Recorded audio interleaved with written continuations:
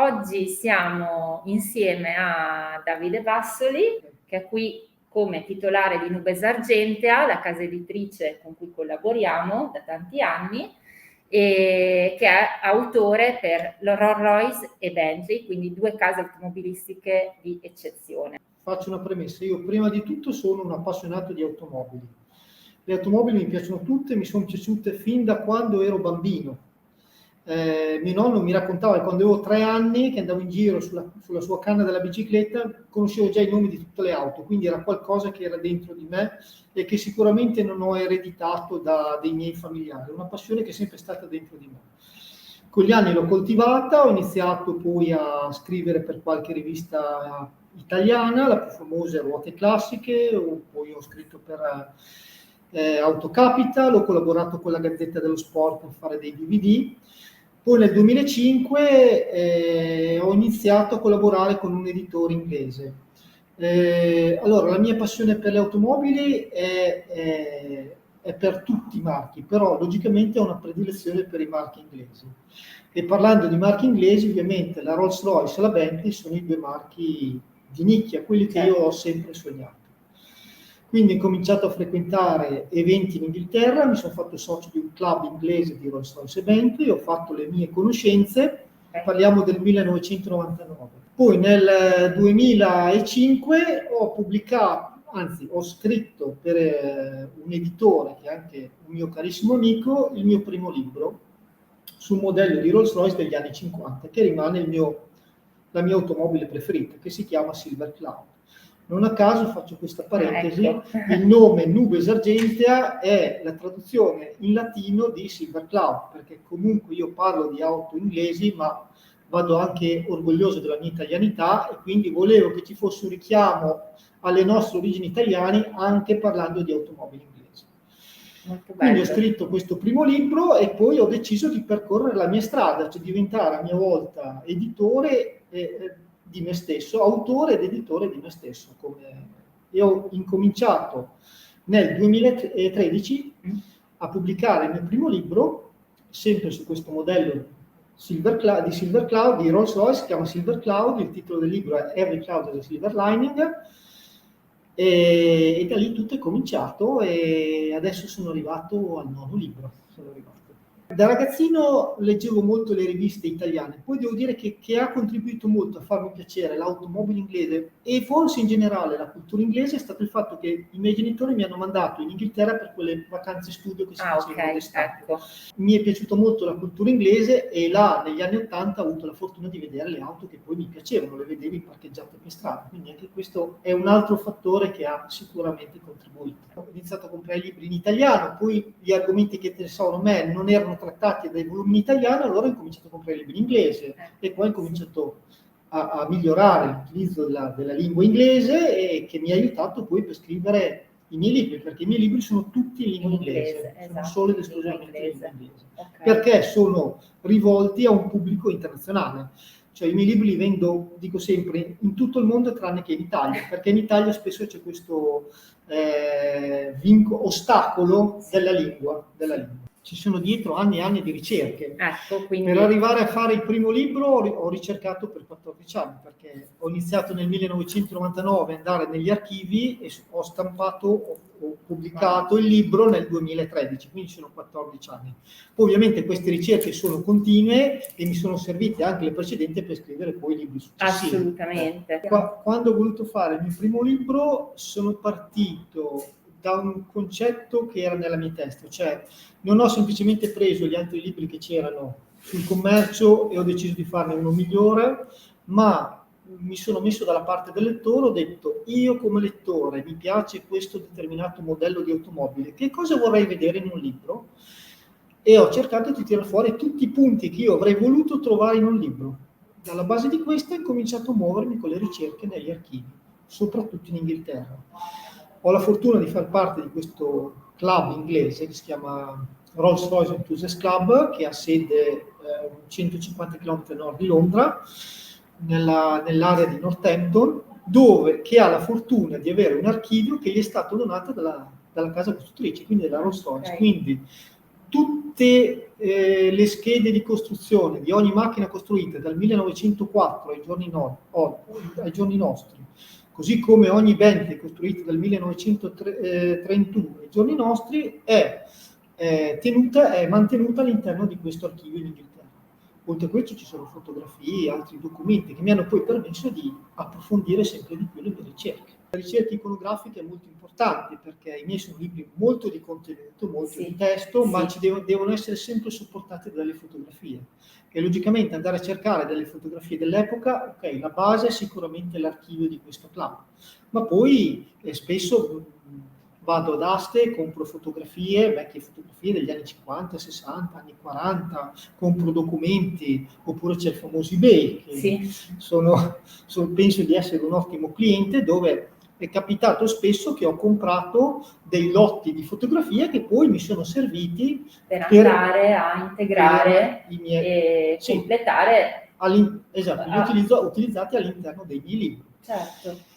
Il marchio Rolls-Royce e Bentley, essendo auto tra virgolette rare, cioè costruite in pochi esemplari se comparati con altri marchi, mi hanno permesso tramite questo archivio di arrivare a identificare le auto nelle fotografie non solo con il modello, ma con il numero di telaio. Quindi un'altra caratteristica dei miei libri, che le auto che sono fotografate sono tutte identificate nella didascalia dal numero di telaio. Addirittura compaiono degli indici alla fine dove c'è la lista di tutte le auto che appaiono. Perché per l'appassionato Rolls-Royce e Bentley il numero di telaio è una cosa, cosa molto importante. Certo.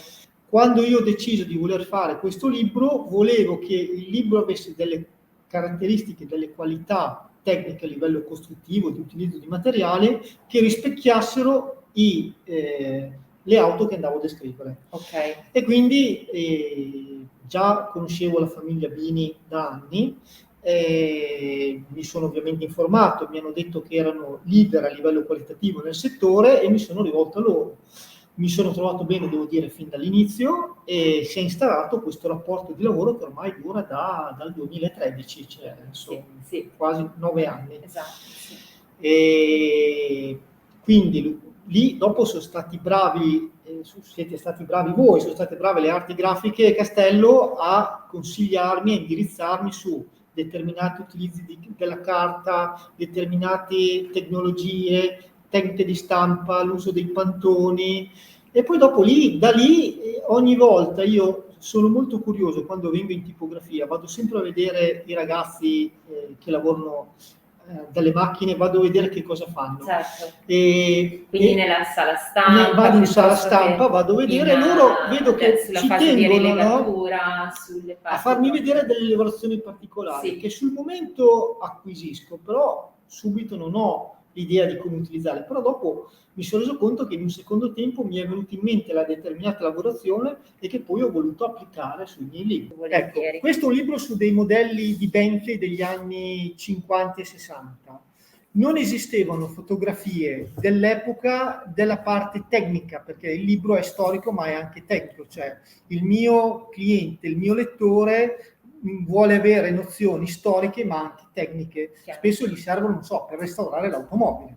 Quindi allora io sono andato da un signore, sono andato da una ditta in provincia di Piacenza che fanno i libretti d'uso e manutenzione per il gruppo Fiat. Uso e manutenzione, libretti tecnici, manuali d'officina e via dicendo. Avevano un vecchio signore in pensione che io gli ho chiesto che se mi poteva replicare il disegno a mano con l'aerografo della parte tecnica della macchina.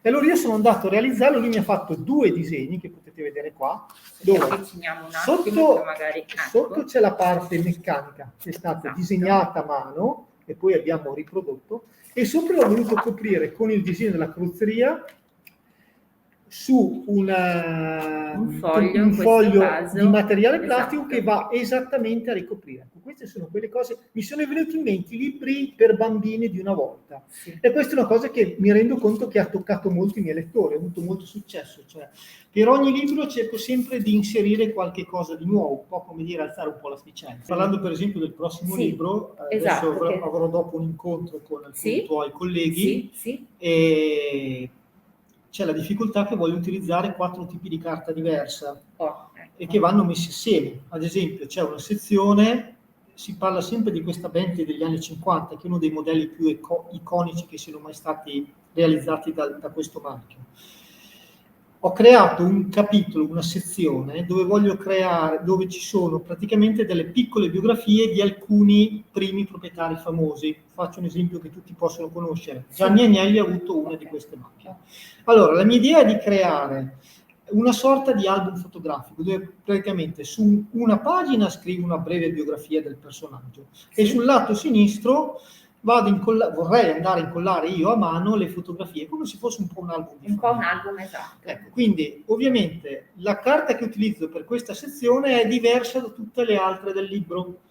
Vorrei una carta che mi ricordasse un po' l'album fotografico, quindi una carta uso mano, grigia, sì, che dà un po' il ricordo dei vecchi album di una volta, dove poi andrò a incollare queste fotografie, che anche qua dovremo utilizzare una carta patinata lucida, certo, per creare l'effetto della fotografia di allora, perché anche in questo caso quindi si tratta delle carte diverse. Oppure in altre sezioni del libro devo inserire dei disegni tecnici. Ecco, per esempio, inserire questi disegni tecnici, c'è questo termine inglese, si chiamavano i blueprint, erano disegni tecnici che venivano duplicati un po' come se fosse con la carta carbone, quindi la carta è giallognola e il disegno era impresso in un colore tra il blu e il viola. Ecco.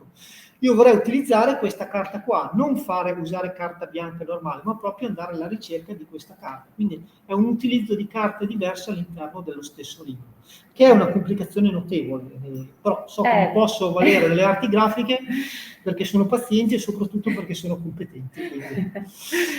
Anche spesso è capitato, mi hanno già chiesto per quale ragione non abbia mai realizzato un libro in digitale.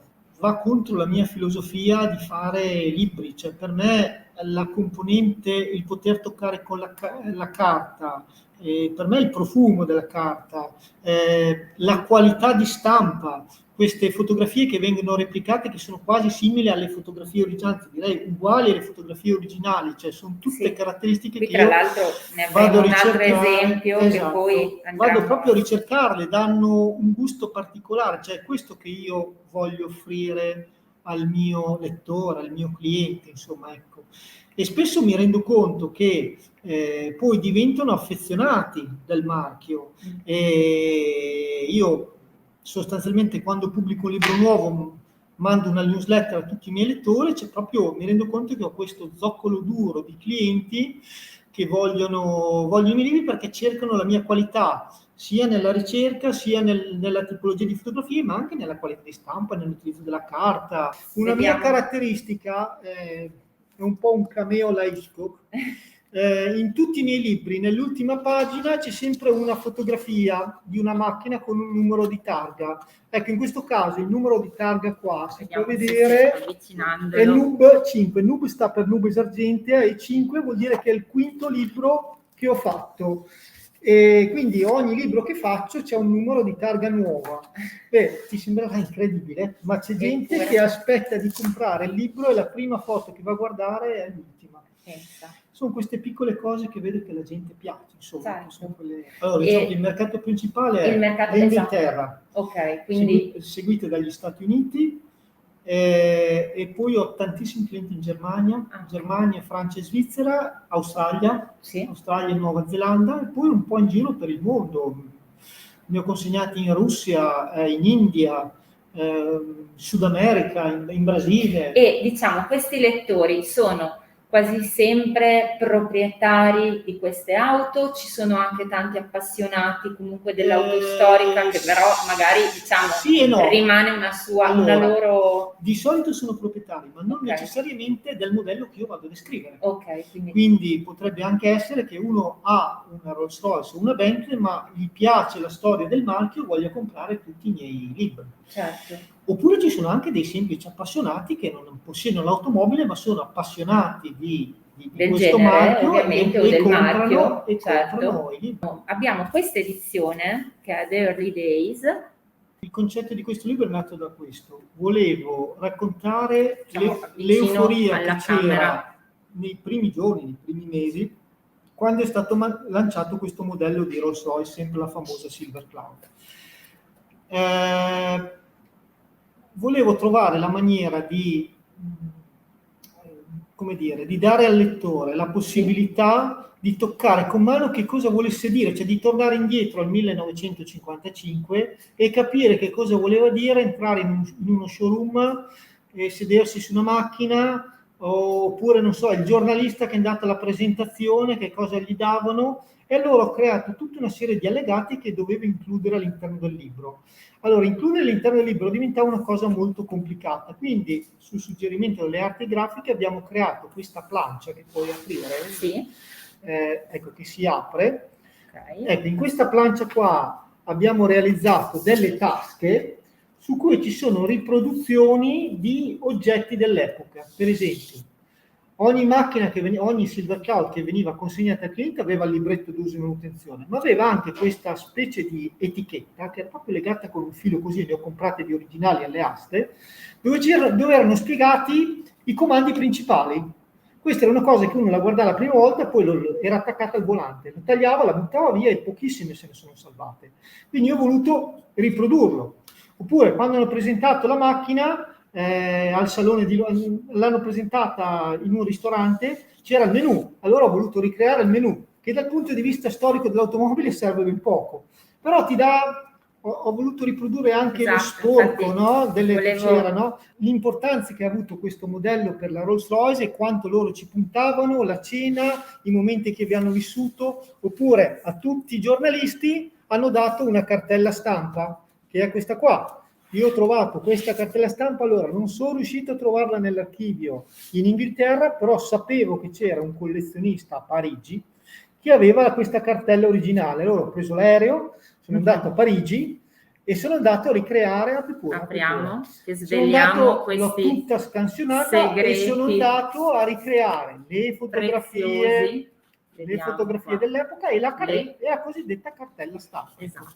Riproduzioni di oggetti dell'epoca che però sono serviti a far capire al lettore il sapore che c'era nel 1955, l'emozione che si è provata nel 1955 quando è stato lanciato ecco, avvicino, non so, si fa in tempo a vedere un po'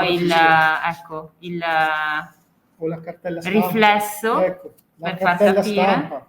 E questa invece è la cartella stampa, anche in questo caso riprodotta il più vicino possibile ovviamente a quelli che sono gli originali raccolti da Davide, quindi su carta particolare su cui ovviamente è stata fatta diversa ricerca con gli effetti del caso, con il gancio particolare, perché appunto anche in questo caso nulla è lasciato al caso. Il libro vero e proprio che è all'interno di una tasca a sua volta, che io sollevando il libro appare la forma dell'automobile, ok? Ecco, all'interno del libro, questo è il libro principale dove ci sono i richiami, ad esempio qua chiama il bonus 1, che è la cartella stampa, con le fotografie del giorno della presentazione alla stampa, e ci sono tutti, è spiegato, quindi ci sono i richiami, no? All'interno del libro, all'interno del esempio per la rassegna stampa. Sì, diciamo che ecco, renderlo, ecco cosa, c'era anche questo che era il disegno tecnico che si trovava qui. C'è un disegno tecnico. E c'è il disegno tecnico. Ho riprodotto anche un disegno tecnico che è questo qua. Che era quello di cui si parlava prima. Che dovrò poi riprodurre anche nel nuovo libro. Che dovrai, esatto, andare a riprodurre anche nel nuovo libro. In questo caso sarà rilegato all'interno del libro, quindi complicazioni ulteriori. Quindi complicazioni ulteriori. Questo libro è stato premiato nel 2015 in Inghilterra come il miglior libro secondo gli inglesi, miglior Certo. libro di auto storico. Ho vinto questo premio prestigioso che si chiama Montague Trophy. Sì. E c'è stata una serata a Londra, sono stato invitato e mi hanno dato questo premio che, insomma, prestigioso, e soprattutto mi rendo orgoglioso del fatto che anche in Inghilterra apprezzano il lavoro di gente che viene fatto fuori dal loro contesto e dalla loro nazione. Per certi modelli vengo chiamato a volte per fare consulenza al restauro, ad esempio. Capita il cliente che compra i miei libri che mi dice: senti, ma io vorrei comprare quest'auto, me la vai a vedere? E allora capita che, non so, la macchina è in America, mi pagano il biglietto e il mio tempo, e Certo. vado in America, vado a fare la consulenza, dico sì, questa macchina secondo me va bene o no, non va bene, mi faccio la ricerca storica e tecnica della macchina.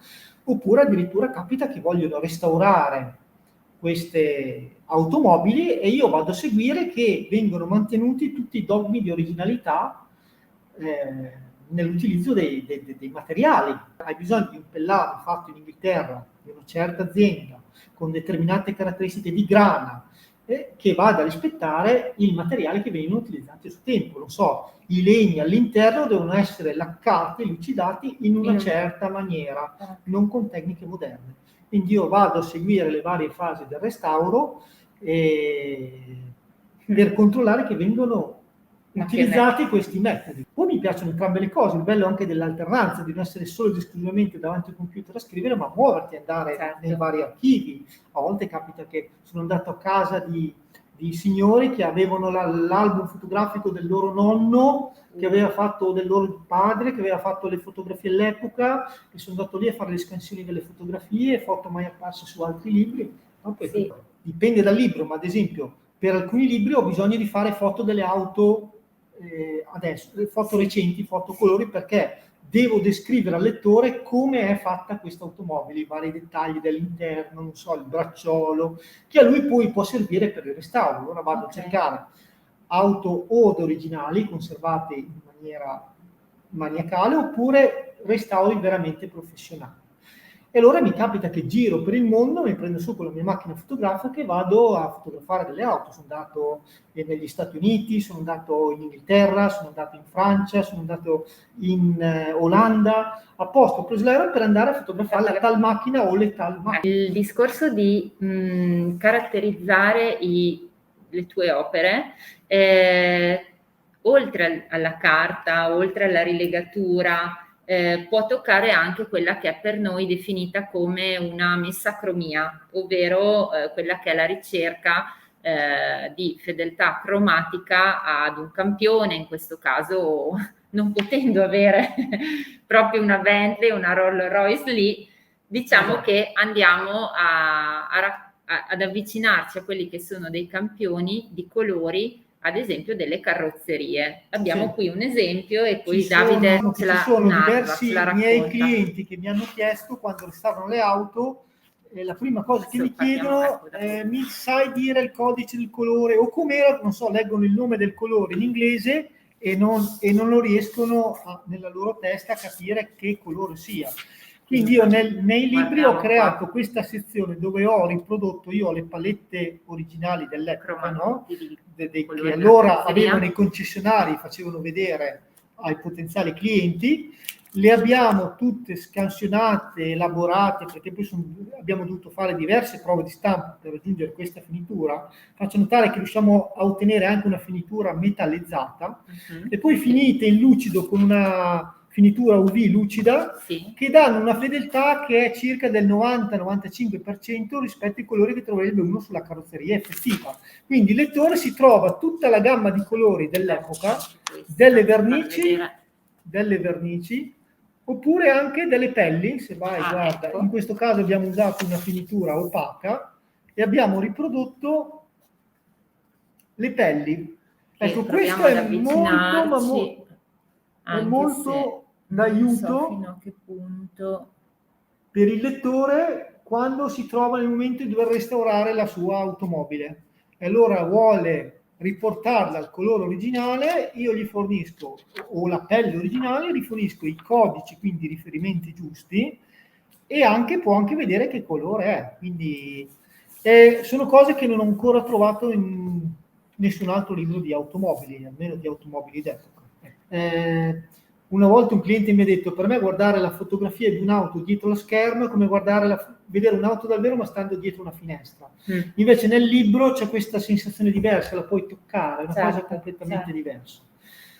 Quindi edizioni digitali di miei libri per il momento non le considero, anche perché poi certe finiture, come abbiamo appena visto, le finiture dei campioni dei colori sarebbero ben difficili da riprodurre in digitale. Non hai questo effetto materico, tattile, certo. no? Ecco. Però, ad esempio, sui social network mi sono reso conto che il social, sempre legato a un discorso anagrafico, il social più utilizzato è Facebook. E quindi con l'ultimo libro che ho lanciato l'anno scorso, quasi per scherzo, su consiglio di Massimo Bini, ho fatto un video così all'ultimo momento, no? Ho creato su alcuni avviamenti di stampa, ho fatto vedere alcune cose, ho creato questo video e devo dire che ha creato una grande aspettativa.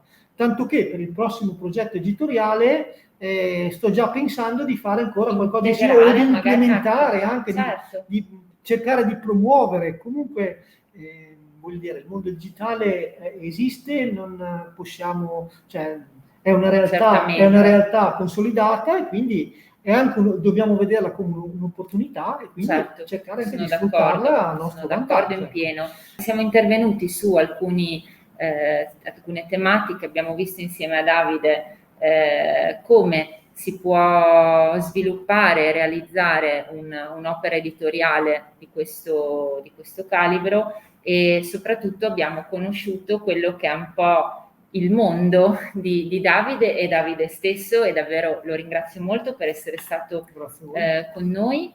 E appunto dicevo, più che chiudere, magari di iniziare questo genere di approfondimenti, perché no, magari anche in un'altra sessione, quando ci sarà il volume, possiamo almeno svelare il titolo? Sì, si può dire il titolo. Sarà, questo modello si chiama Bentley Continental e The Genesis, quindi sarà la genesi di questo modello, tutto quello che c'è stato prima. È un libro in parte storico e in parte tecnico. In parte storico perché è un libro che tocca un argomento molto importante per la Bentley, soprattutto la Bentley al giorno d'oggi, perché è stata la prima volta che la Bentley ha voluto realizzare un'auto da alte prestazioni. Cioè tutti si immaginano le Bentley, almeno fino a pochi anni fa si immaginavano le Bentley come auto berline di lusso e basta.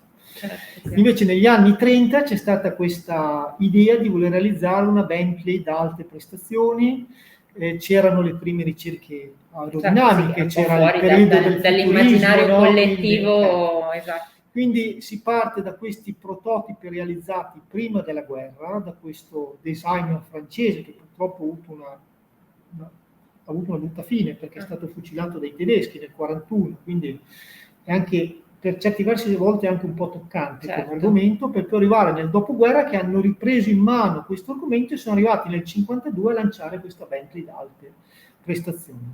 Ecco, quindi dopo l'analisi storica c'è anche l'analisi tecnica, quindi ho comprato un'asta, mi sono aggiudicato un'asta del materiale dell'epoca che non si sapeva fosse sopravvissuto, con tutte le varie ricerche aerodinamiche del caso, e già allora io sono rimasto sorpreso di come già negli anni 50 la Rolls-Royce avesse una galleria del vento.